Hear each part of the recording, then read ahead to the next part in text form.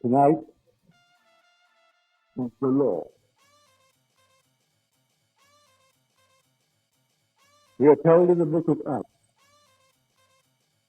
that God is not far from each one of us. For in him we live and move and have our being. I would like to change that a little and say to you that God is never so far off as even to be near. For nearness implies separation, and God and man are one. Man is all imagination, and God is man, and exists in us and we in him. The eternal body of man is the imagination, and the imagining creates reality. For God imagining creates, and God is man. So man imagining creates. There is no separation between God and man. We are one. God became as we are, that we may be as he is, allowing himself on this level to make all the mistakes in the world and to go berserk and to imagine any stupid thing in the world.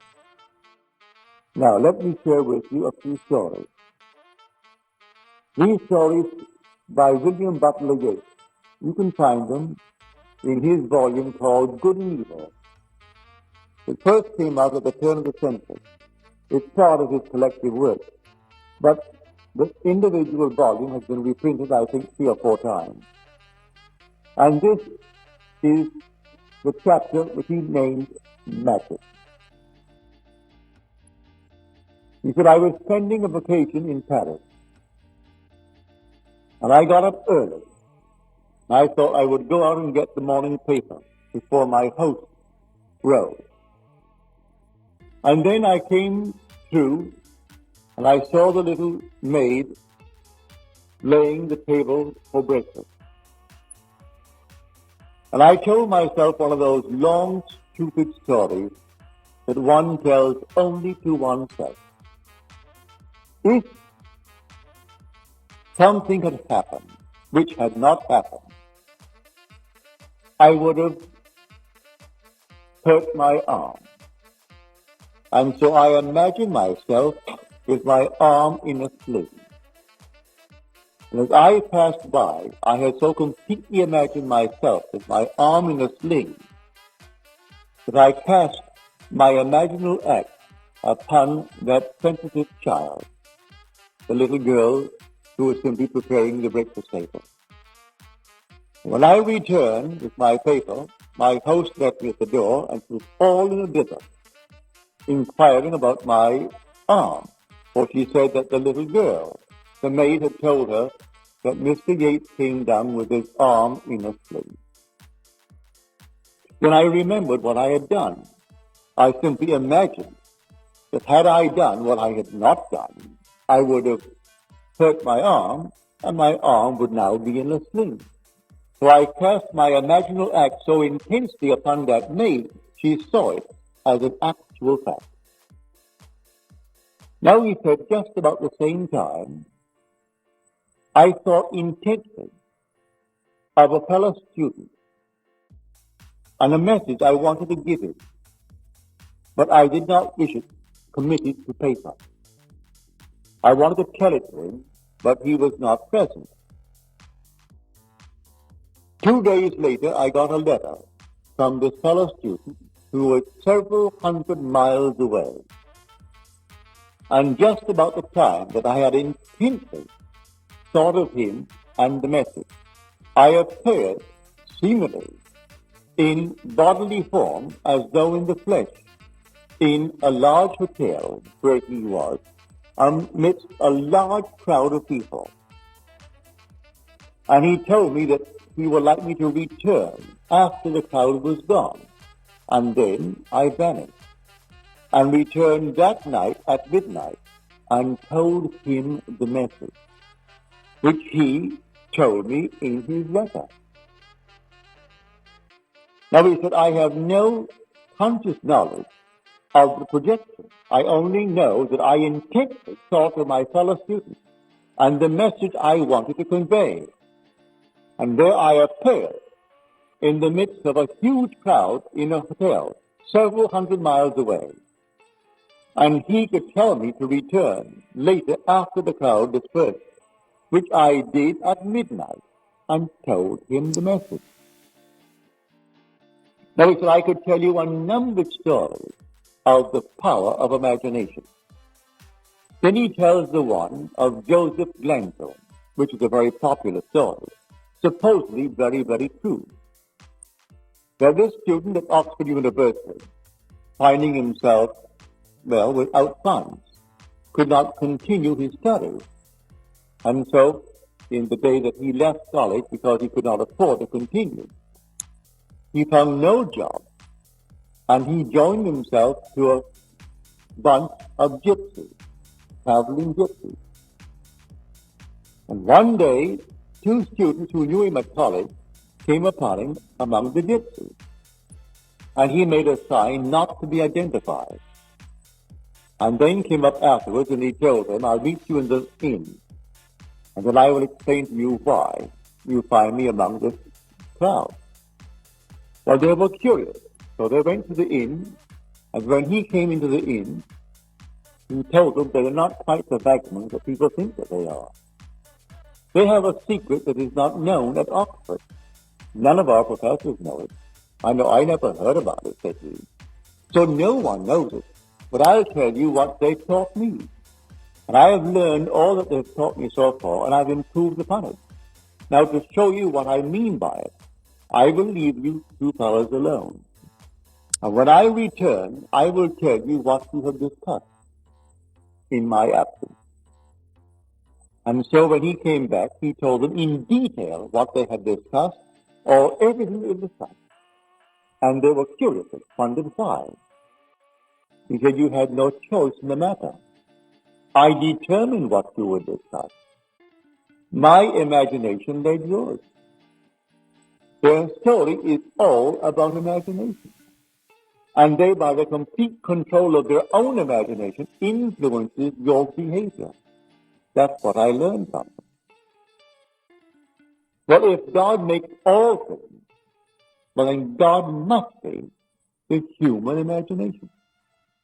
If a man could so control his own imagination that he influences your behavior, and you think that you initiate what you do, when it was the man in control of his own imagination that did it, then we understand what the Torah says. All things by a law divine, in one another's being mingled. I see you, you see me. Were we not intermingled, I couldn't perceive you. If I couldn't penetrate your brain, you couldn't penetrate mine, you couldn't perceive me.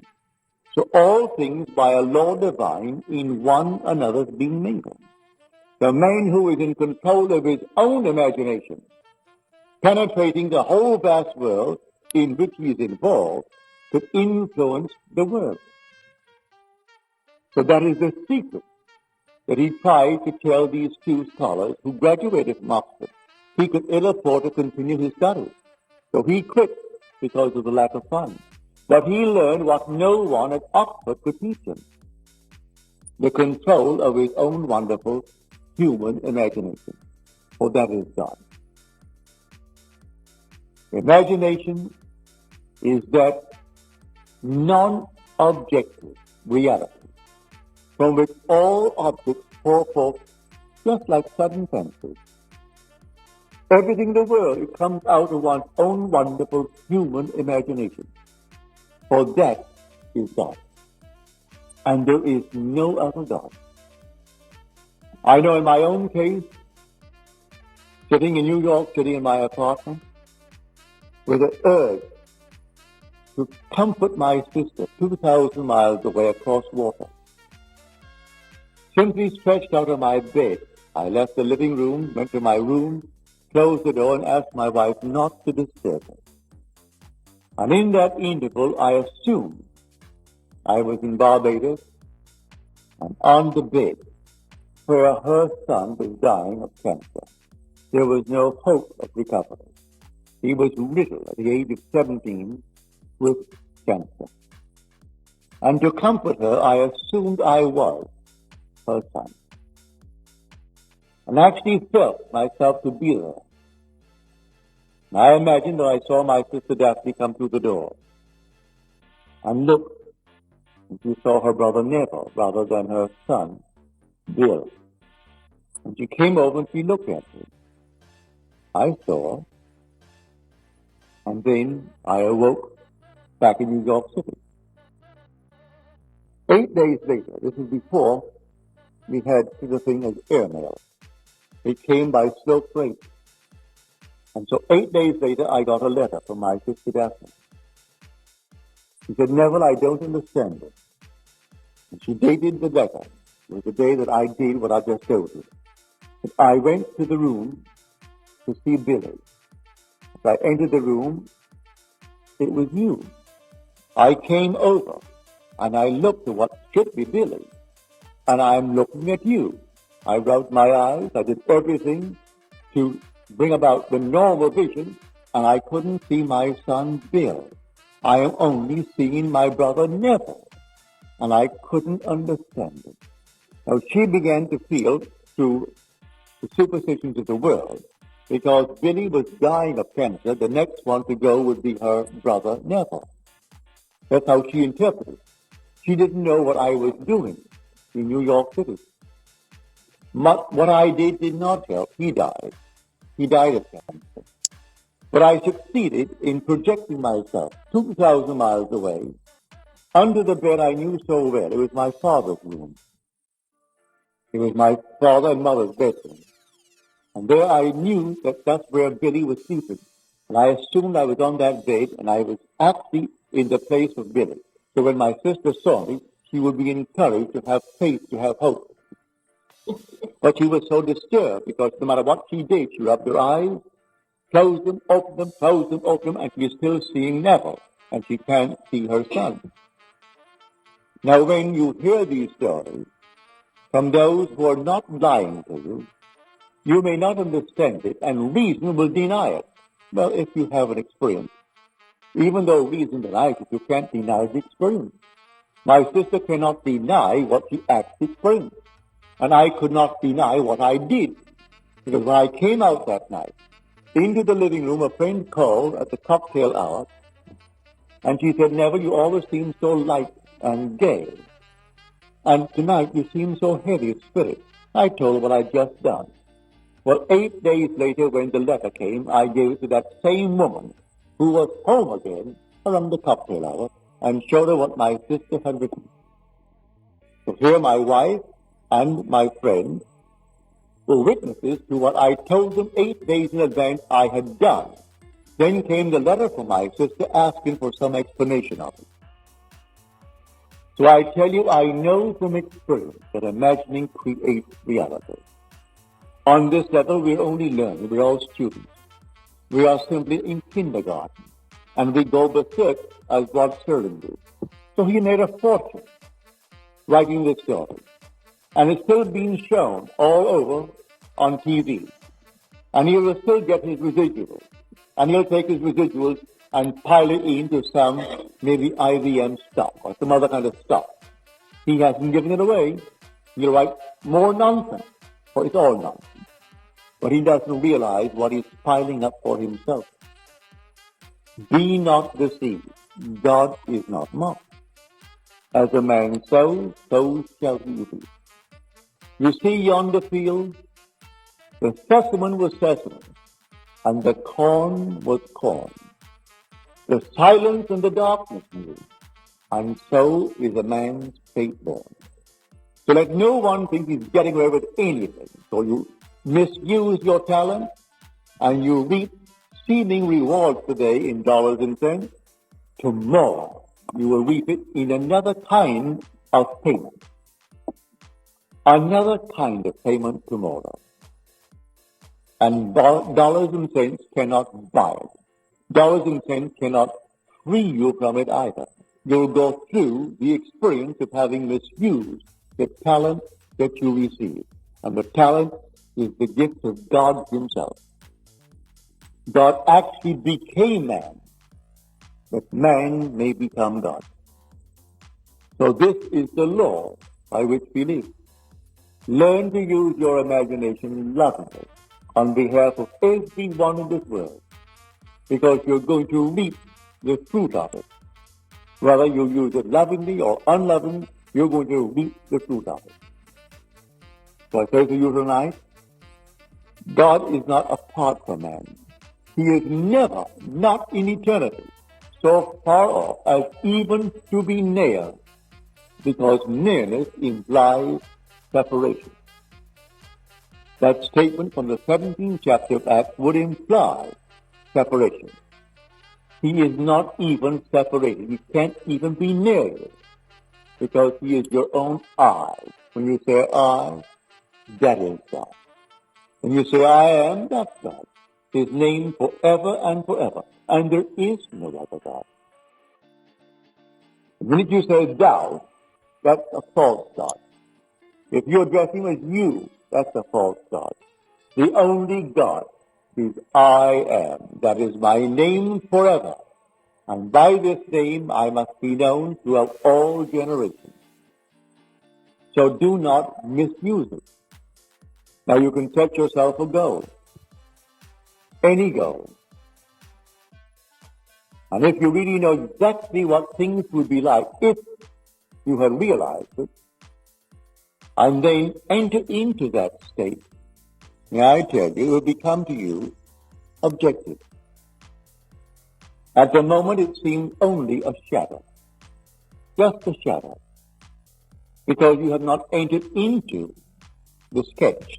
When you enter into the sketch takes on a cubic reality and becomes objective to you.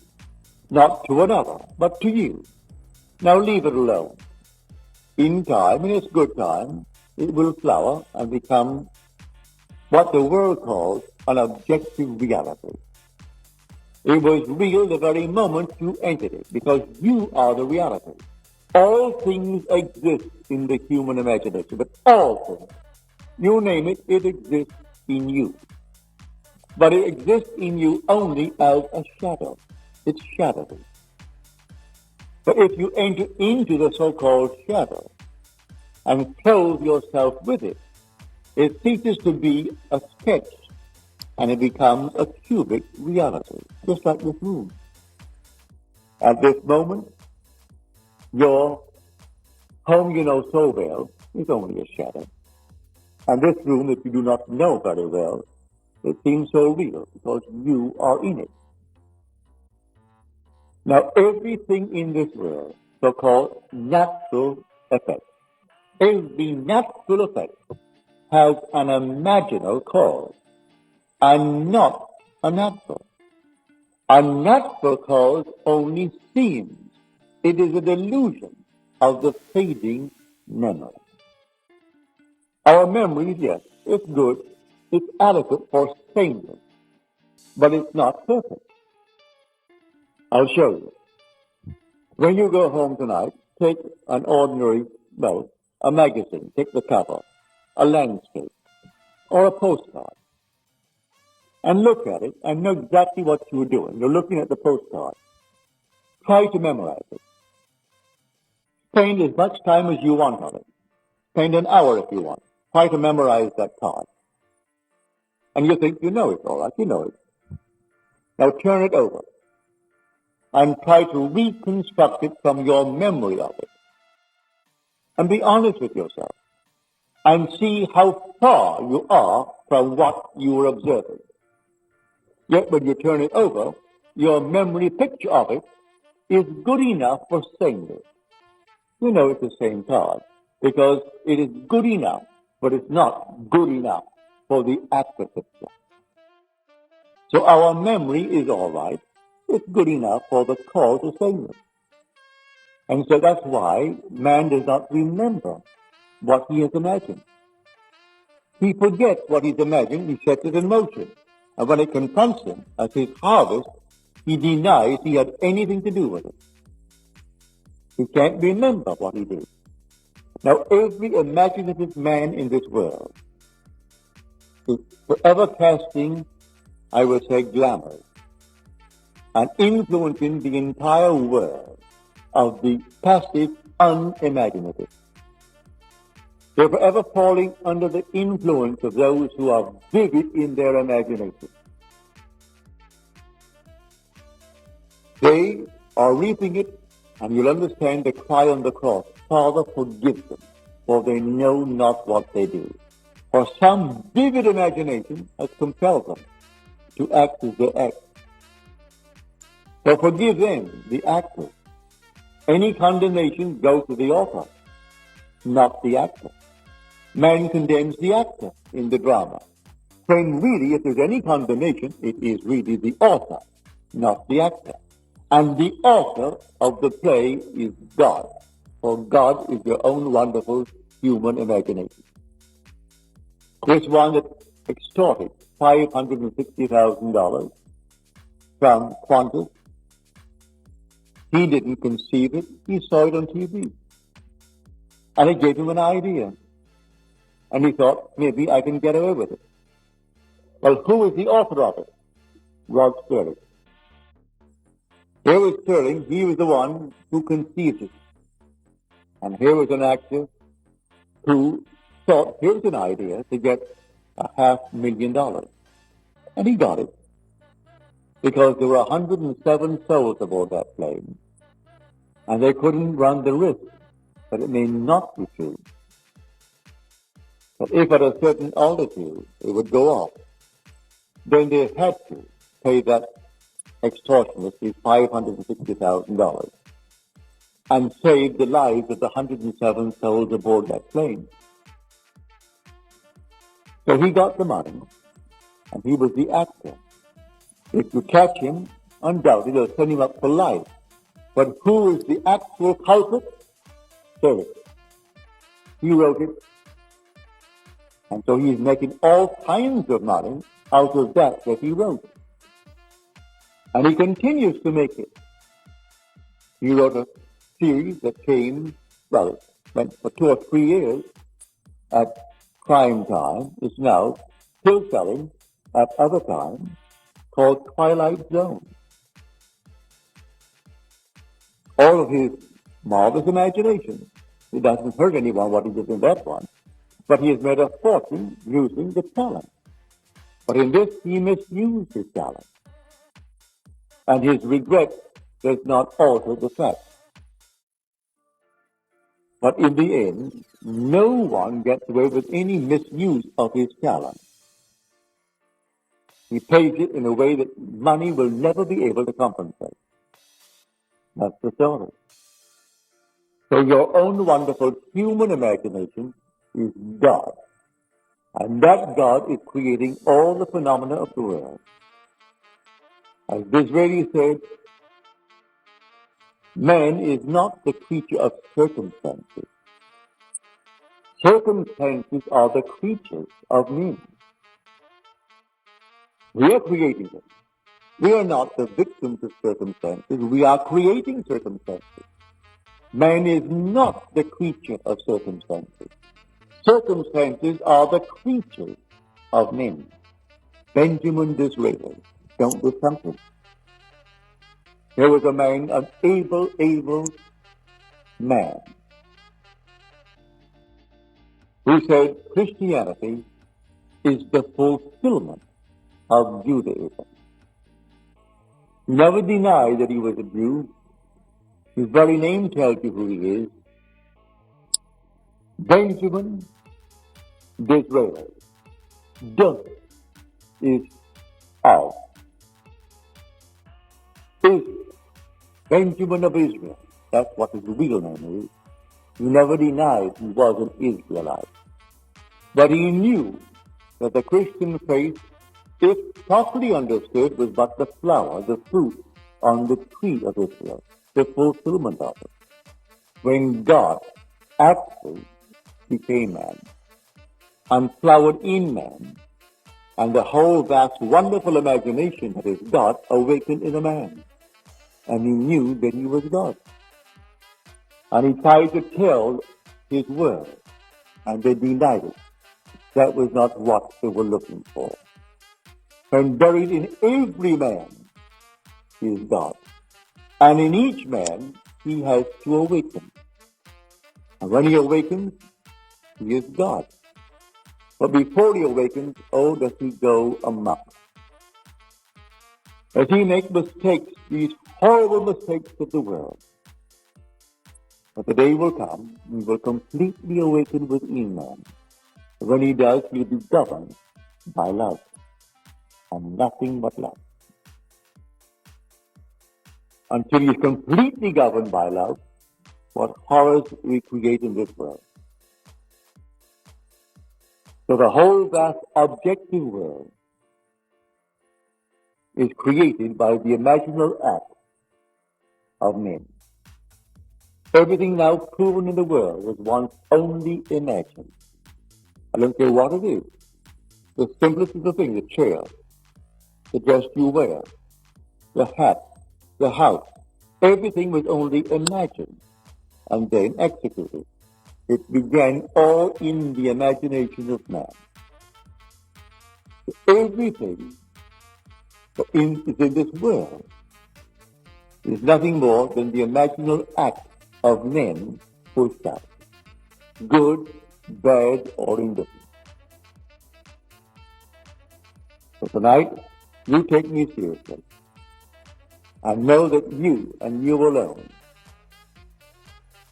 are responsible for the phenomena in your world. If you're passive and not alert, you can be influenced because all things by a law divine in one another being mingled. But it's still the one being. And so you can be influenced.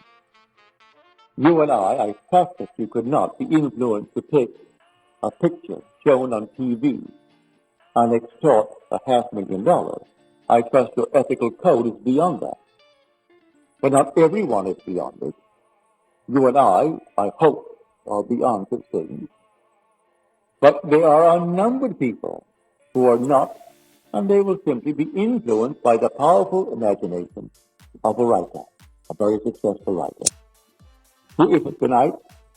He was invited by some university to speak on the art of writing, could demand maybe $2,000, $3,000 for his appearance. And he knows nothing concerning the story of the Bible, but nothing. Had he known it, he would not have done it. So you know it, and he doesn't. So he makes his 3,000. If he wants to take it, he doesn't have to take it. He has so much money, he doesn't need it. But you have what he doesn't have. You have awakened to the point of knowing how to use your imagination lovingly on behalf of others. So this is the law of Scripture. When we speak of the law and the promise, this is the law. That your imaginal acts are creating facts in this world. Imagining creates reality. So watch carefully what you are imagining when you return tonight. And when you're about to go to sleep, see that your mind is filled with lovely things, imaginal things, and drop off into that state. Do not let the sun go down upon your anger. Actually resolve it within yourself and speak as though things were as you would like them to be, and make them lovely, make them altogether marvelous in your world. I tell it for your own good, because in the not distant future, not only the little crowd here, but the whole vast world will have departed. Those who are now claiming themselves to be another generation and demanding special service, there will, in the not distant future, be old people who will vanish from this world. It's time that we all woke up and catch on to what really is causing the phenomenon of the world. And the phenomenon of the world is caused by the imaginal acts of men. So you take it seriously, and do not let one day come to its end without revising and changing the imaginal acts of the day, and make it conform to your dream, to your ideal, and live in it just as though it were true. For I am telling you from my own experience The day will come you will sit and you will think of something that isn't present. The world calls that imagination. If you see something that is present, they call that sense perceived. That's weak. You think of something that is not present, they call that imagination. But you will know how to enter that which is not present to your senses. And your entrance into it will give it cubic reality. And it will be just as real as the room in which you are seated. It will become objective to you. The whole vast world is just like that. But that will be transcended by the being that is going to be awakened within you. For that being who awakes within you is God himself. This is God's key glow to the human mind. And when he awakes, it is God at intensity. And there is nothing that is absent, for he is omnipresent. So he views everything from where he is. He doesn't think of, because he's omnipresent. And being omnipresent, he sees every being as they are. And they are not what they appear to be outwardly to the world of sense. They are what they are in heart. He sees exactly what they are thinking, what they are feeling, what they are plotting, what they are planning. He sees all the intentions of the heart. So when someone tells you, well, why did it happen to him and not to that one, when he is so prominent in the world? Look what he did. He built a hospital. He endowed it. He gave a fortune. God sees the heart. He doesn't see the fortune he gave to build a hospital and even to endow it. He sees what no one on the surface sees.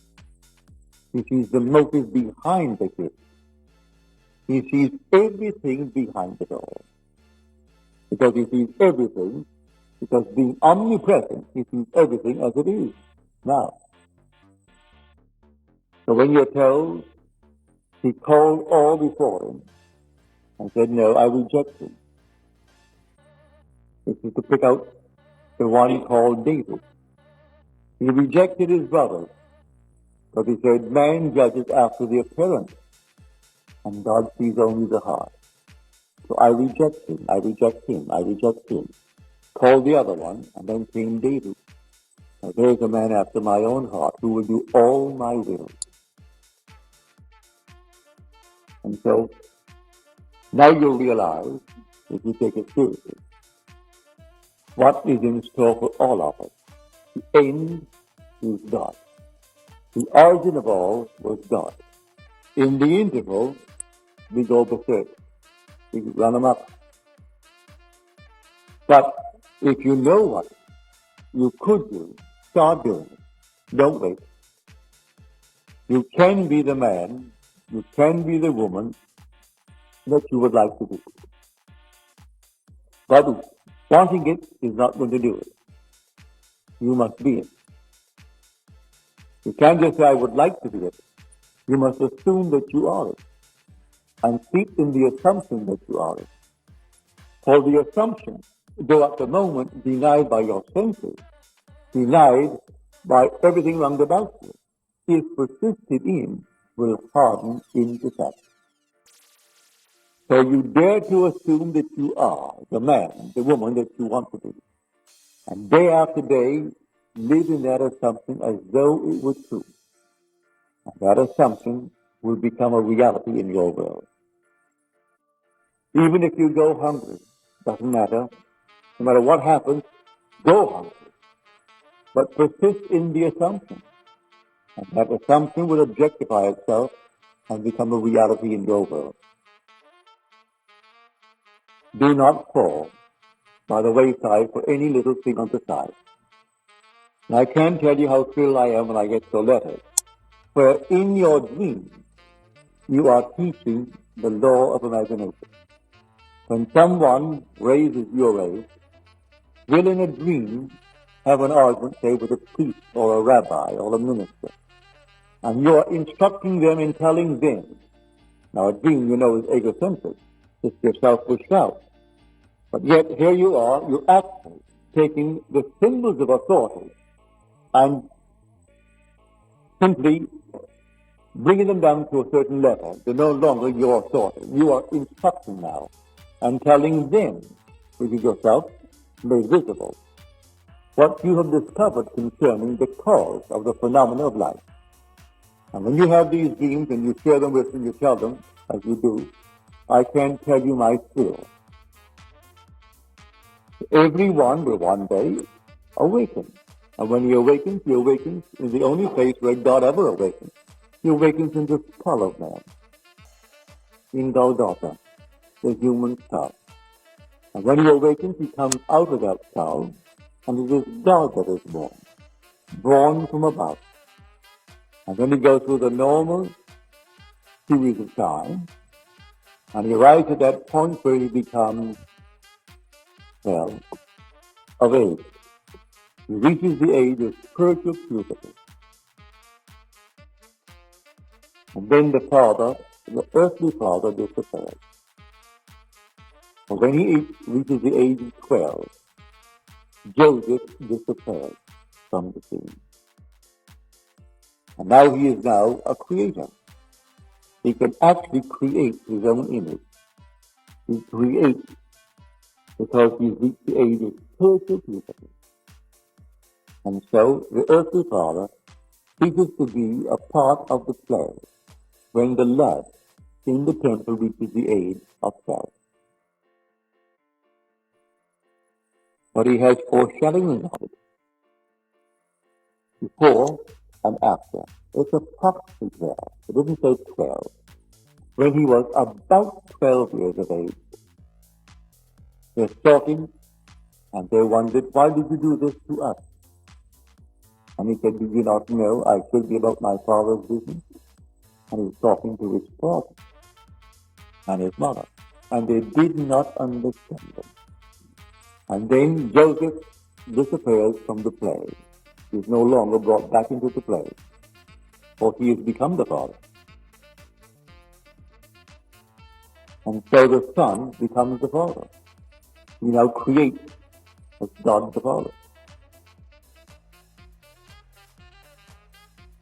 But tonight, I want it to be only on this level, the level of, well, the law. Where man, if he is in control of his own imagination, is in control of the phenomena of his life. He is not a victim of circumstances. Circumstances are the creatures of himself. He creates them if he knows what he is doing. If he doesn't know what he is doing, and he is passive in this world, he can be influenced by the imagination of one who is in control of his imagination, though he doesn't know what he's doing, like Sterling didn't know. Had he known, he wouldn't have done it. And to this day, he doesn't know. He only regrets what he did. But he doesn't know that his imagining is creating reality. He sees the evidence before him and still doesn't know it. I tell you, imagination creates reality. So be careful what you imagine, because you are setting in motion. And because all things by a law divine in one another's being mingled, you are influencing everyone, even though they do not see your picture or read your book. As Yates again said, having seen the operation of this law, we should never be certain it was not some woman treading in the winepress who started that subtle change in men's minds. Or that the passion, because of which so many countries were given to the sword, did not begin in the mind of some shepherd boy, lighting up his eyes for a moment before it ran upon its way. Who knows who this night feels neglected, feels hurt, feels wrongfully accused, and who is sitting alone and treading in the winepress, who tomorrow will influence some catastrophe. Some shepherd boy dreaming of some heroic future, and thinking only in terms of war that could bring him the crown of a hero, and he, while tending his sheep, he is simply dreaming of being a hero and using his talent, which is God, using his imagination in some destructive manner, even though he tends to sheep. I say to everyone, know what you're doing every moment of time because your imagining is creating reality. Now let us go into the silence.